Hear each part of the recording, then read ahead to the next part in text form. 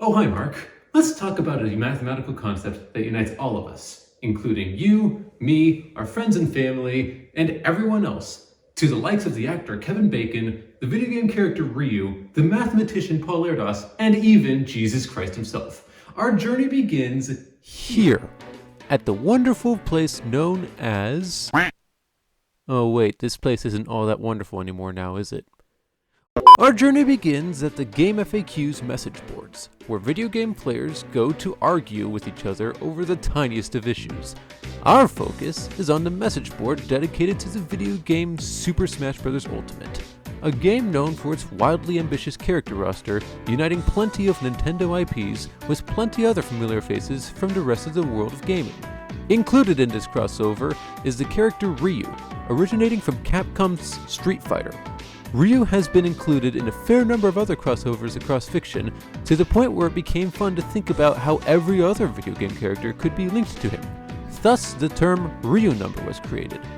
And on this message board on GameFAQs, a user by the name of EHnter attempted to show how most, if not all, major video game characters could be connected to Ryu in this manner. The rules of the Ryu number are simple. Ryu himself has a Ryu number of 0. Any character that has met Ryu has a Ryu number of 1.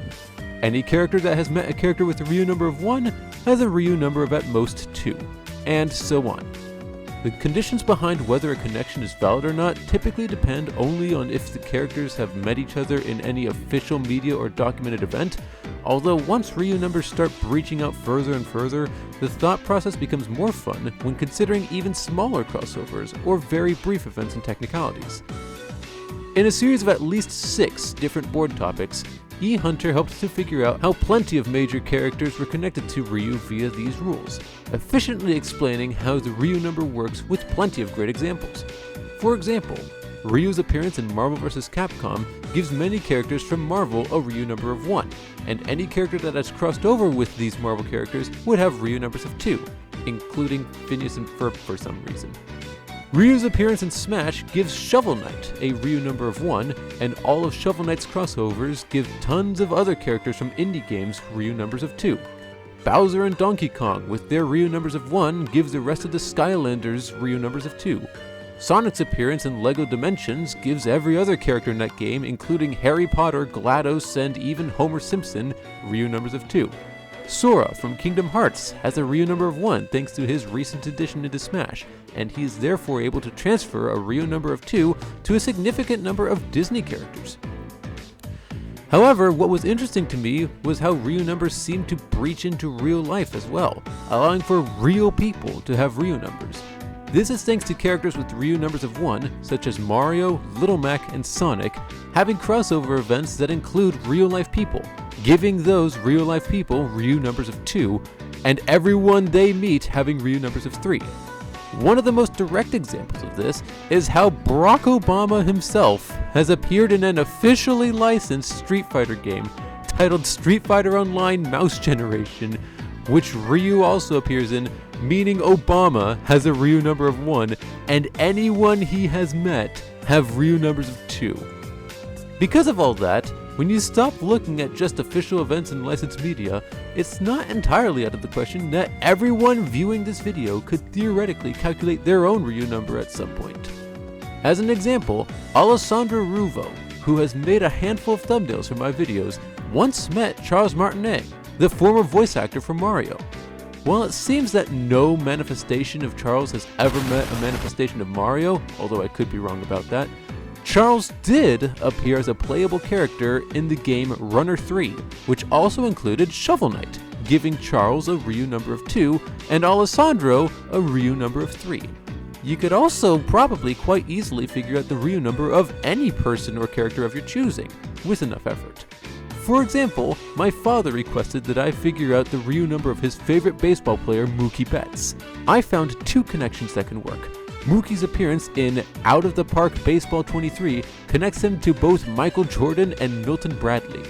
Milton Bradley appeared in Nicktoons MLB with SpongeBob, who has an appearance as a selectable outfit in Minecraft Bedrock Edition with Ryu, giving Betts a Ryu number of 3.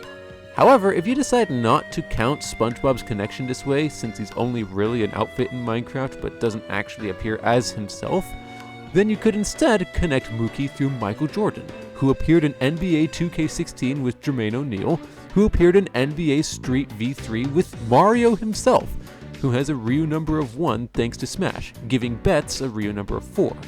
My unfamiliarity with sports video games made these connections a bit more difficult for me to find, but thankfully, I found a Tumblr thread dedicated to finding Ryu numbers, which helped me out when I realized that someone else was already looking for the Ryu number of Joe DiMaggio, who just so happens to have the exact same connections as Betts.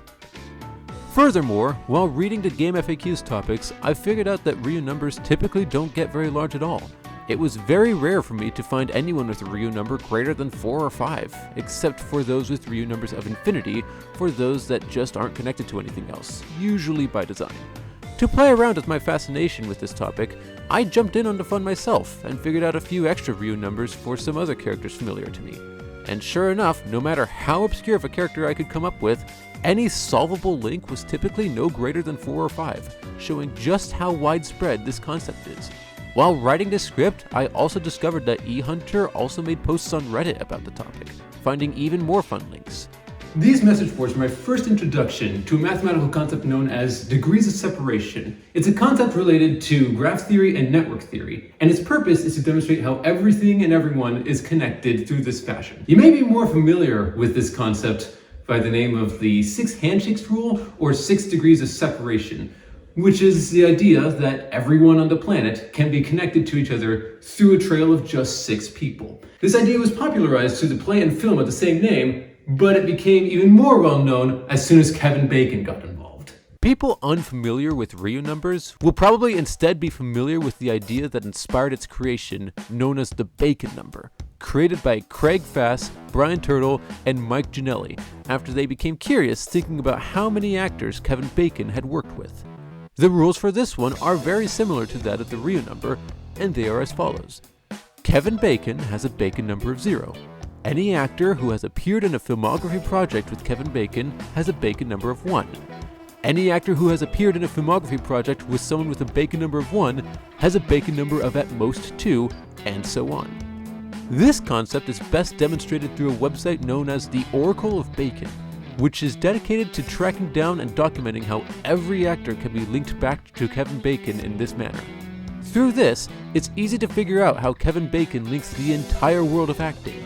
For example, Kevin Bacon's appearance in the Guardians of the Galaxy Holiday Special gives actors like Chris Pratt a Bacon number of 1, which can then spread out across most of the rest of the MCU to give most actors there a Bacon number of 2. Chris Pratt's involvement in the Mario movie then also gives Bacon numbers of 2 to actors like Jack Black and Anya Taylor-Joy. Matt Damon gets a Bacon number of 2 thanks to appearing in Saving Private Ryan with Vin Diesel, who has a Bacon number of 1 thanks to the holiday special again. John Cena gets a Bacon number of 1 thanks to Tour de Pharmacy, and LeBron James gets a Bacon number of 2 thanks to Trainwreck. Jim Carrey was in Dumb and Dumber 2 with Bill Murray, who was in Wild Things with Kevin Bacon, so Murray gets a Bacon number of 1 while Carrey gets a Bacon number of 2. You can even go back to much older actors, such as Charlie Chaplin, who gets a Bacon number of 2 thanks to his connection to Tippi Hedren through a Countess from Hong Kong, and Hedren was in Jane Mansfield's car with Kevin Bacon. Buster Keaton also gets a Bacon number of 2.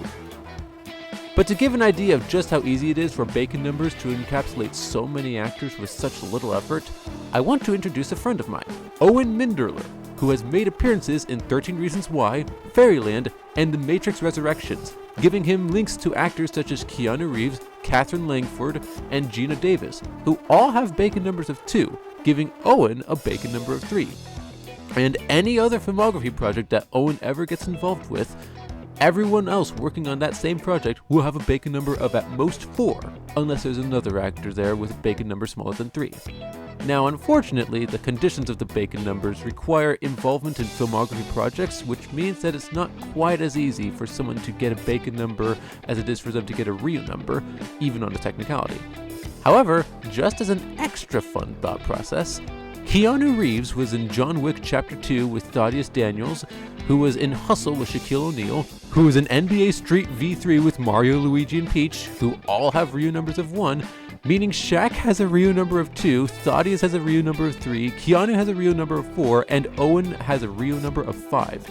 And all that is assuming I found the shortest links, which I almost certainly didn't. There's likely a ton of extra links that I missed, simply because there are so many of them. As another fun bonus thought process, my father happens to know Jason Narvey, an actor known for his role with the Power Rangers. The two of them acted in a play together a while back, and that play was recorded, which means even though we're struggling to find that recording, you could argue that my father has a connection through Jason Narvey, who has a Bacon number of 2 thanks to appearing in Turbo, a Power Rangers movie, with Edwin Neal, who was in JFK with Kevin Bacon, meaning my father could be argued to have a Bacon number of 3. So while the Ryu number connects all of video games and breaches into real life, and the Bacon number connects all of movies and acting, what else can we apply the concept to? How about literally everything else in existence? Yeah, seriously. Introducing the Wiki Game, a website that starts users on a random Wikipedia page and challenges them to get to a random other page as fast as possible by doing nothing but clicking on the links included in the pages. Obviously, finding the paths with the fewest clicks is the best way to guarantee a quick time, but thanks to how quickly degrees of separation can spread out over a wide area even with only tiny numbers, clicking on completely random links can still get you to your destination page in a short amount of time if you know what you're doing. A variant of this game, called 5 Clicks to Jesus, sets the destination page to be the page dedicated to Jesus Christ himself because of how widely known his name and impact is. As a matter of fact, you can try this game right now. Go to any Wikipedia page of your choosing, then, in only 5 clicks or fewer on any hyperlink on the pages you scroll through, see how quickly you can get to the page for Jesus. However, in a strange turn of events, another popular version of the Wiki Game, and specifically the 5 Clicks to Jesus variant, sets the target page to someone far more despicable, yet still widely known in name and impact. Both of these variants of the Wiki Game further demonstrate how easy it is to link everything together, but the Wiki Game itself links literally every object, person, idea, and theory that has ever been popular or interesting enough to warrant the creation of a page on Wikipedia. Not only is everyone linked together, but everything is linked together as well. This is why the concept of degrees of separation have always been so fascinating to me. However, it became even more fascinating to me once I learned about my own connection to the story that started it all. This story actually begins with a mathematician by the name of Paul Erdős. Erdős is perhaps one of the single most important names in mathematical history, due to his reach and influence over a very wide variety of topics, contributing an astounding number of publications that advanced our understanding of mathematics further than ever. Because of his importance and his reach across so many mathematical concepts, the idea of the Erdős number sparked up. The Erdős number is what inspired the creation of the Bacon number and the Ryu number, and the rules go about as you would expect. Paul Erdős has an Erdős number of 0. Anyone who has made a mathematical publication with Erdős has an Erdős number of 1. Anyone who has made a mathematical publication with anyone with an Erdős number of 1 has an Erdős number of at most 2, and so on. For recognizable examples, Albert Einstein co-published a paper with Ernst Strauss, who co-published a paper with Erdős, giving Einstein an Erdős number of 2. Srinivasa Ramanujan has an Erdős number of 3 thanks to collaboration with G.H. Hardy, who worked with Hans Hilbron, who worked with Erdős. Carl Friedrich Gauss has an Erdős number of 4 thanks to a collaboration with Hermann Minkowski, who collaborated with Albert Einstein. Stephen Hawking has an Erdős number of 4 through a connection with James Hartle, who collaborated with, how do you pronounce this? Subramanian Chandrasekhar, who collaborated with Mark Kack, who collaborated with Paul Erdős. Interestingly, it's not quite as easy to link the entire field of mathematics to Erdős, as big names such as Pythagoras and Fermat don't have any good connections, although this could be because they were from different time periods altogether, and it's just exceedingly difficult to find connections that go forward in time any significant amount. Information relating to the Erdős number and the definitions behind it can be found on Jerry Grossman's documentation about it on the Erdős Number project, which is dedicated to keeping track of everyone linked closely to Erdős in this manner. It includes a list of all known individuals with an Erdős number of 1, a list of everyone with Erdős number 2, and notes and documentation on how to connect people with higher numbers than that. After 2, the number of individuals with Erdős numbers grows exponentially higher, making it harder and harder to track down. I was first introduced to Erdős numbers when I was told a personal anecdote from my father, who had attended Humboldt State University back in 1991, 28 years before I attended the school myself in 2019. While he was there, he studied mathematics and had a mathematics professor named Phyllis Chinn, who was also his advisor, who once told him that she had an Erdős number herself. When I asked my father what her Erdős number was, he had trouble remembering and said it was somewhere around 2 or 3. Curious, I found a page that listed individuals with Erdős numbers up to 3 and started looking for Phyllis's name. I couldn't find it in 2 and I couldn't find it in 3, so I turned to tell my father that he probably just misremembered what he was told and that it was likely in the 4 or 5 range. But just for fun, I went ahead and checked out the list of 1s, and to my surprise, there it was. Just a few spaces above the names of other well-known mathematicians such as Fan Chung and John Conway was the name of Phyllis Chinn, with whom I now knew I had an indirect connection with. She has an Erdős number of 1, meaning she directly worked alongside Erdős at some point. At this point, I was fully interested. I did some research and ended up finding the paper that Erdős had worked with Phyllis on. It's titled On the Bandwidths of a Graph and Its Complement, and it was published by Phyllis Chinn, Paul Erdős, Fan Chung, and Ronald Graham. Furthermore, this paper is about a topic related to graph theory, which is where the Erdős number concept stems from in the first place, and Phyllis's specialty.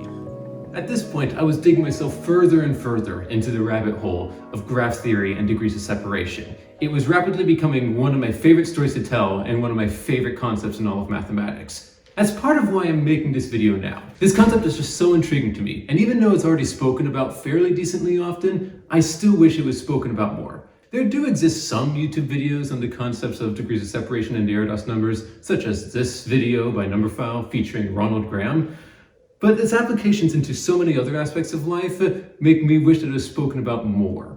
And who better to talk about this concept than someone who's directly involved with the concept in the first place? In the first professional move I've made since creating this silly little YouTube channel, I decided that in my attempts to talk about degrees of separation, I should get in contact with someone who's an expert in graph theory. And on that front, I just so happen to have an indirect link to someone like that already.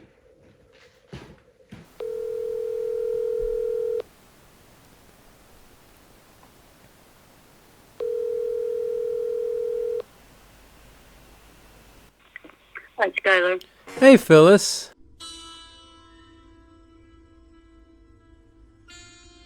I'm a retired female mathematics professor from an era when there weren't a lot of women getting PhDs in mathematics. I've been an advocate for women in the sciences for much of my career. Mm-hmm.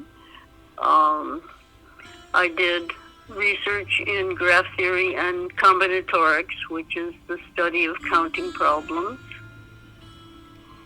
I was lucky enough to have a large NSF grant at one point to work with math professors who taught prospective elementary school teachers in an attempt to get them to have a more hands-on approach to teaching mathematics rather than lecture discussion.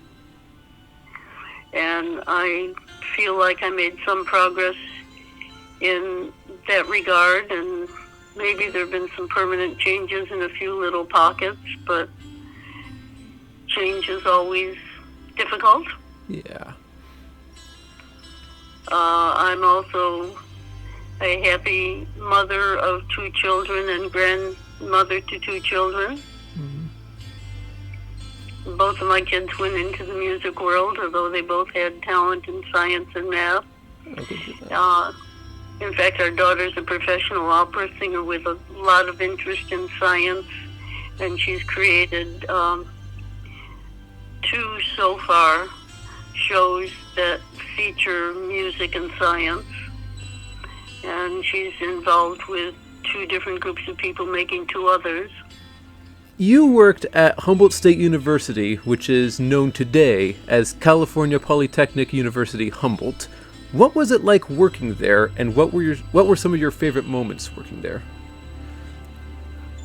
Initially, it was kind of interesting. I had moved here from what was then called Towson State College in Maryland, where there were 14 women in a 28-person department. And when I came out to interview, one of the questions they asked me was, I prepared to be a role model, which kind of took me aback. I wasn't sure exactly what it meant. And my response was, well, I'm a woman, and as such, I'm going to be a role model to female students, but I'm not carrying a chip on my shoulder about it. When I got here, I discovered I was the only female tenure track member in the math department, and outside of the nursing school, there was only one other tenure track woman, and she was in biology. And that was in the College of Science. So it was a little bit of a culture shock moving here. One of the fun things for me at Humboldt was I had a lot of freedom to teach not only in mathematics, but in several other departments.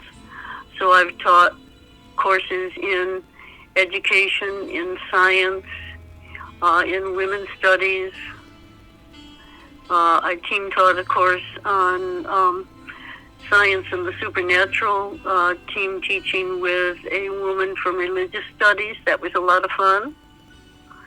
But I suppose the highlight of my teaching was teaching the graph theory class, which was a discovery method class that, as you know, your father was one of my really star students. Yeah. Yeah. He has fond memories of that class. So do I. Oh, that's nice. You published a paper titled On the Bandwidths of a Graph and Its Complement with fellow mathematicians Fan Chung, Ronald Graham, and of course Paul Erdős. If you are still familiar with the contents of the paper, how would you summarize your observations within the paper to other math students? That's too hard to answer. It was really down a rabbit hole. Yeah, I figured as such, but it didn't hurt to ask. I will tell you that I did read the paper a couple times before I made the call here. I suppose I'm still not very good at reading mathematical papers. There are definitions that I should familiarize myself with beforehand that I guess I'm just not on the same level. But I figured I would ask about the paper that got you to work with Erdős. So yeah. So what Erdős his usual method of working with people was he'd ask a question and then offer a cash award for somebody else to answer it, and then they'd put their names on the paper together. He certainly contributed things, especially to the bandwidth paper. He did all the work on the statistics, and but it's not really true because that was not his thing. What he had was a phenomenal memory for everything that had been done in graph theory and combinatorics, and able to pull in things from other places that were relevant.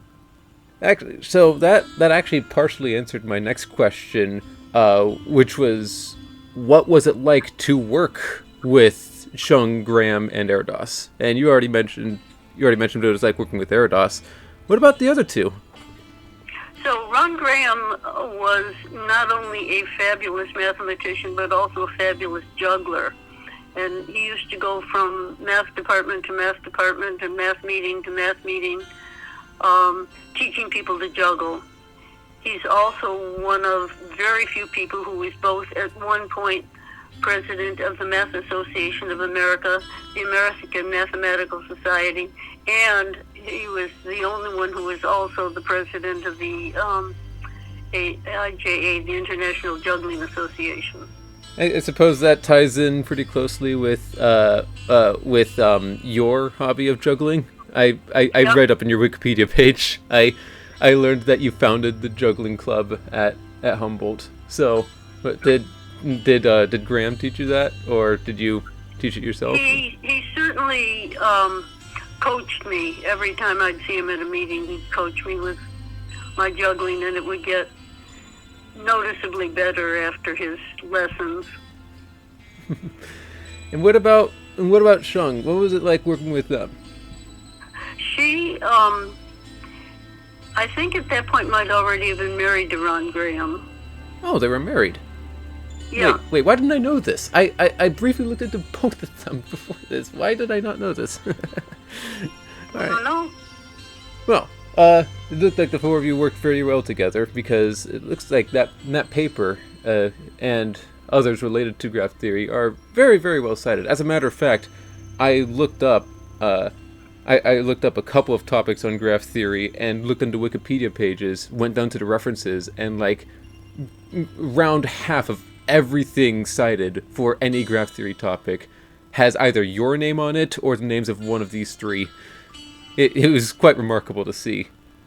Well, Paul Erdős all by himself had incredible numbers of references. Oh, yeah. So the paper that probably got referenced most for me was the one I wrote with Key Dudney on a... So Key Dudney for years wrote the math column for the Scientific American. He was a Canadian, and I co-authored several papers with him, but one of them was a summary of results in an area of graph theory that had to do with certain kinds of graphs, primal graphs. So, more of a personal question here. While you were working at Humboldt, both of my parents were your students. Obviously, we just spoke about my father being part of your graph theory classes, but my mother recalls a class that you taught with a few other professors, and the class was titled Video Math, which seemed like a fun way of making math more entertaining. How would you describe that class? Yeah, that was not one of my favorites. That was a class where there was a video series of topics in mathematics, and I taught a section on graph theory there. But again, my own inclination in teaching was always a very hands-on interactive approach, and this was a large format class that was not conducive to that. Well, my mother seemed to have enjoyed it. I'm amazed your mother enjoyed it. I'm glad she did. Yeah. Outside of mathematics, what are your hobbies? We already spoke about juggling, but is there just anything else that you enjoy to do? Bridge, playing Candy Crush. Oh. I have been doing volunteer work as well.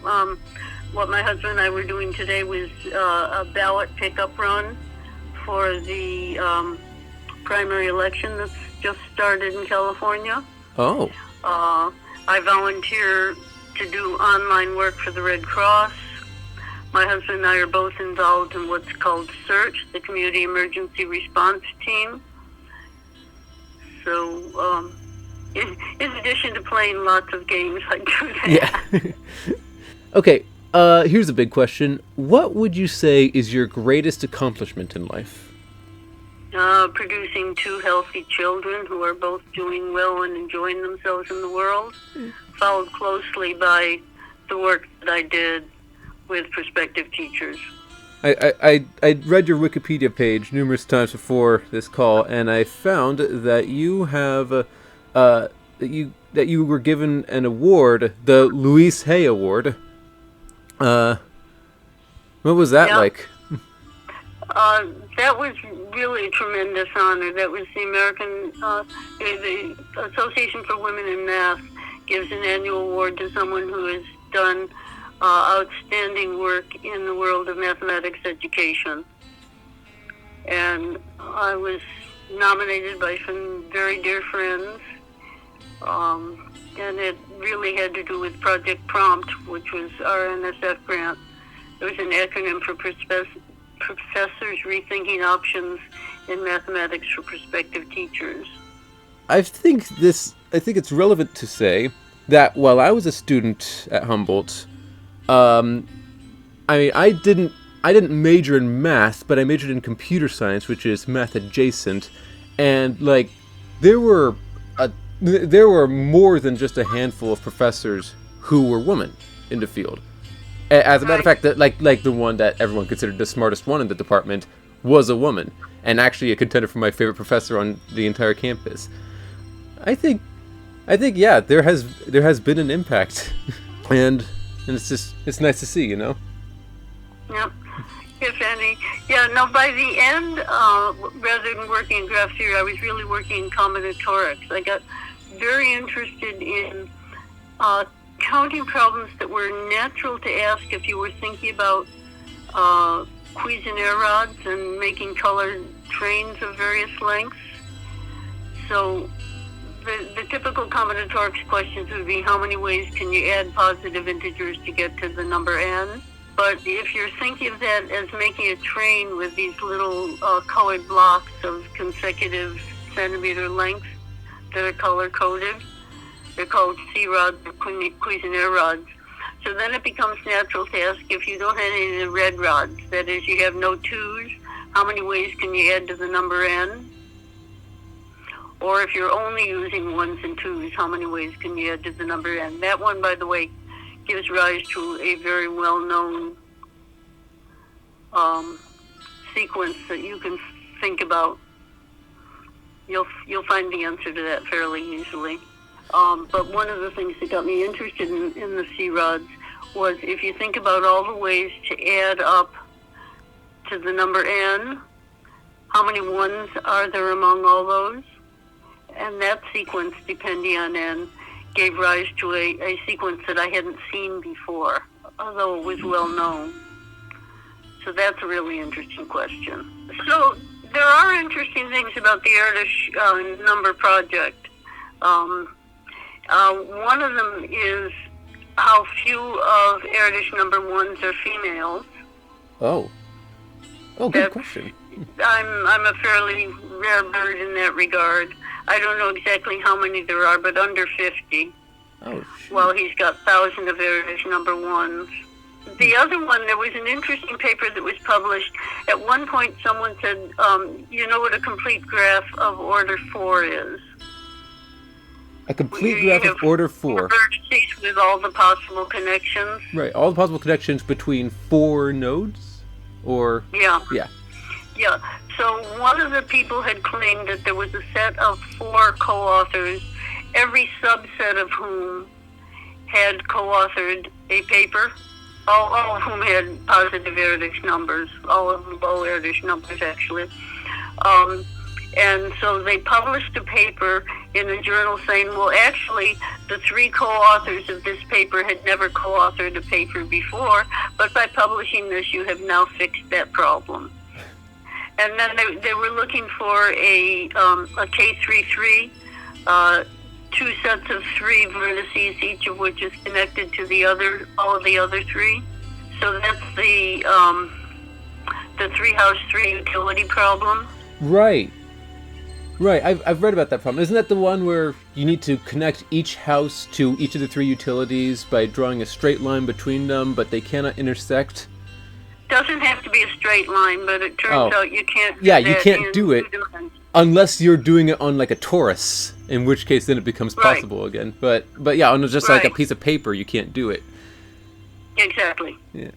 So anyway, there is a K33, although I can't tell you who those 6 authors are. Right.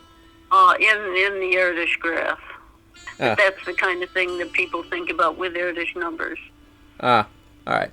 Yeah. I just thought, I mean, the concept interests me because of just how quickly it links the entire world of mathematics, right? Because, like I wonder, other than people with an Erdős number of infinity, meaning they've just never co-authored a paper in math with anyone else before, I wonder what the highest number Erdős number is, because it probably isn't that high, because that's what exponential growth is, right? I could probably count to that number on 2 hands.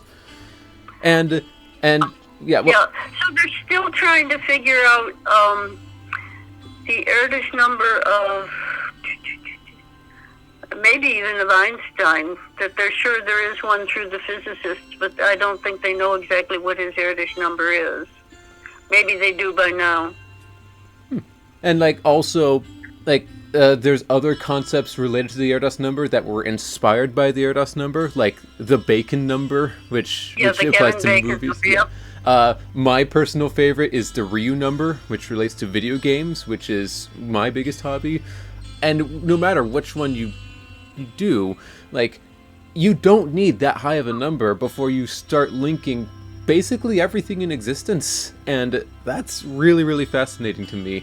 It's like a nice way of saying that everyone and everything in the world is linked.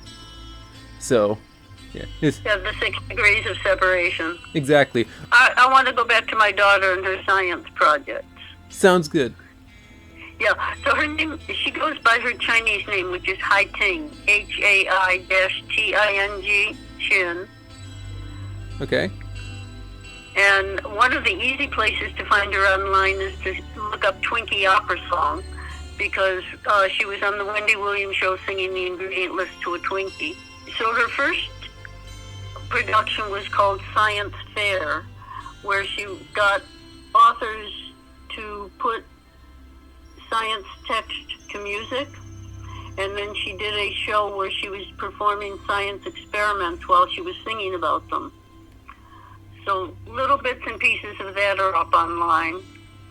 And then the second one was called Astronautica, where she took the text from 12 women who'd been in space, gave the text to 6 different female composers, and she and 2 other women sang it in performance. It was supposed to be a live performance, but because of COVID, it went up virally with, so it went up online with pictures from NASA in the background.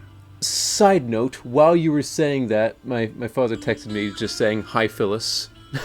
All right. Hi, Jesse. Yeah. And hi to Allison. Yeah. So the last question I have written down here is kind of and kind of not a joke. But while I was gathering some research for this video topic, again, the topic at hand, the main topic that I'm focusing on is Erdős numbers.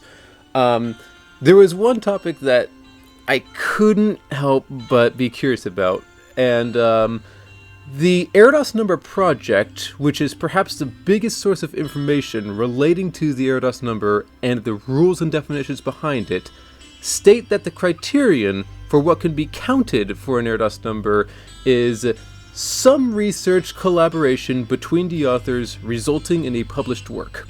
Now, a YouTube video is a kind of work that can be published, and and while a video like this could be argued to fall in some of their exceptions for what counts, it might still count on a technicality.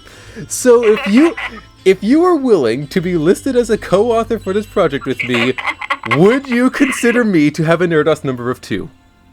Skyler, you'd be far from the first person who's put me on a paper where I've done minimal contribution for that reason. Okay. So I will certainly consider you as having Erdős number 2. But they do say not just a published work, but they want it to be in a math journal rather than a teaching journal or other kinds of publications. Yeah, I figured. So co-authoring a poem doesn't count. Yeah, I figured as such, but I mean, it's still fun to think about, right? Maybe on a technicality. Maybe I'd be number 2 in someone else's heart, you know? Right. All right. Right. So my son has an Erdős number 2 because he and I co-authored a number about patterns in mathematics and music. Ah, how wonderful. As a concluding thought, I want to take a second to think about how diverse this world is. It's filled to the brim with an unimaginable number of experiences, ideas, and all instances of creativity and wonder.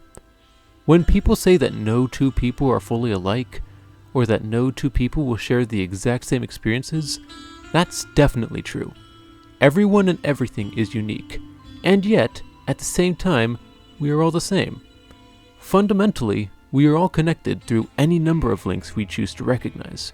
This vast web of links and connections spans further than anyone can ever imagine, beyond humanity itself and into the rest of all of existence. It may seem like a silly concept at first, but it's a concept that, at its core, holds a message that I wish was recognized more often, that everyone and everything, as different as it all is still connected. 6 meetings connect all beings with names. 6 movies connect all of our favorite stories. 6 hyperlinks connect every idea humanity has ever thought. 6 publications fortify all of our mathematical and scientific knowledge. 6 handshakes connect every person on Earth to every other person on Earth.